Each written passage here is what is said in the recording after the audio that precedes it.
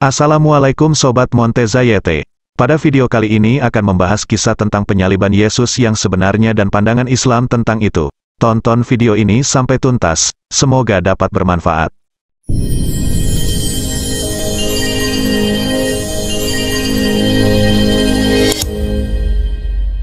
Kisah penyaliban Yesus merupakan bagian penting dalam cerita kehidupan dan ajaran agama Kristen.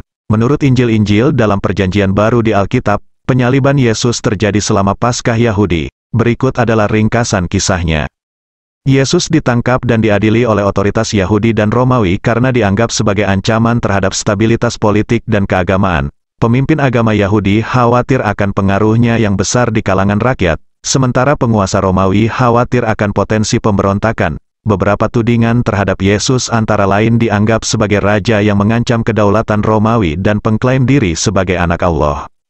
Menurut hukum Yahudi, Yesus dituduh melakukan pelanggaran agama, karena mengaku sebagai anak Allah, berarti menyamakan dirinya dengan Allah dan ini merupakan penghujatan yang harus dihukum mati. Di bawah pemerintahan Romawi, pengadilan Yahudi tidak berhak menjatuhkan hukuman mati.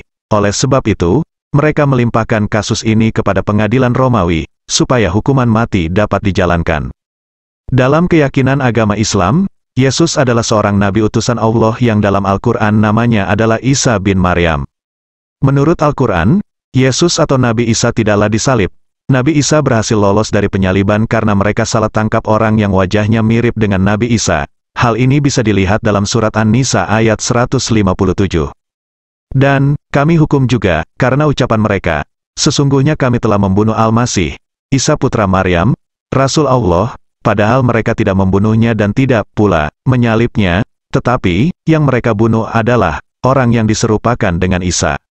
Sesungguhnya mereka yang berselisih pendapat tentang pembunuhan Isa, selalu dalam keraguan-raguan tentang yang dibunuh itu, mereka benar-benar tidak tahu siapa sebenarnya yang dibunuh itu, melainkan mengikuti persangkaan belaka, jadi mereka tidak yakin telah membunuhnya.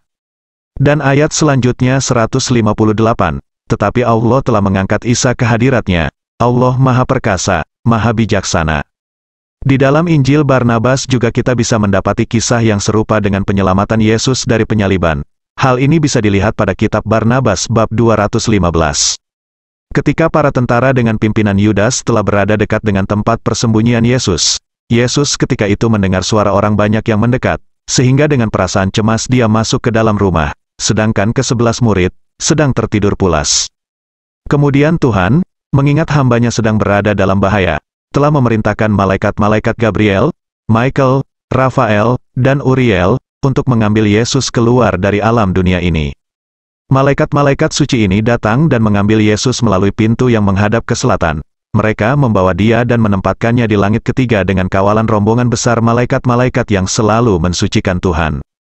Kemudian ayat selanjutnya 216, Yudas Iskariot memasuki rumah secara paksa mendahului semua yang lain dan memasuki ruangan di mana Yesus telah diangkat ke langit, sementara murid-murid masih tertidur, di mana Tuhan bertindak secara menakjubkan dengan mengubah total penampilan Yudas sampai-sampai suara dan wajah Yudas sangat mirip dengan suara dan wajah Yesus di mana kami benar-benar mempercayainya sebagai Yesus.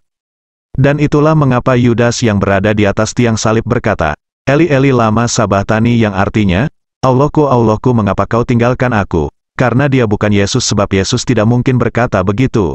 Yesus pasti tahu Tuhan Allah tidak akan meninggalkannya.